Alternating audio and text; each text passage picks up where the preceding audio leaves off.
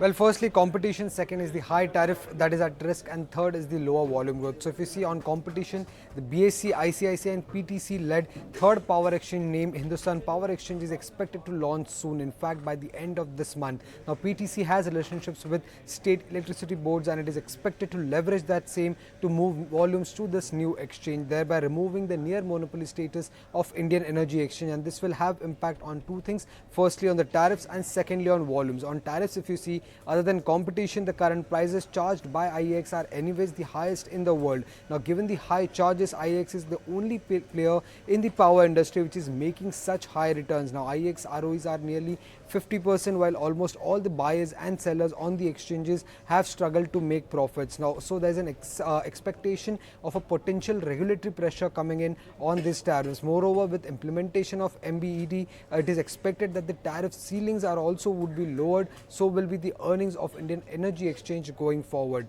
On volume front, if you see, other than competition, the biggest challenge for growth when it comes to Indian Energy Exchange is the fact that 25-year long PPAs are signed with nearly 90% of India's power sourcing locked in them. This limits the addressable market for the Indian Energy Exchange. So thus the volume growth could also be low, coupled with competition coming in. And if you see, given the recent brokerage targets, the valuations are also appear to be at least full or expensive for IEX, because if you see the target price of Motilal Oswal, Bernstein or IFL, they are in the range of around 137 to 175 rupees, which is either below the share price of IEX or at the share price of IEX. So largely the valuations are either expensive or full for IEX. However, the management in its recent investor meet said that it is confident to deliver at least 20% volume CAGR in the foreseeable future. It does not see any risk to the unit tariffs, and it sees multiple challenges on implementation of MBED, and hence the same won't go through according to the management. And they're also confident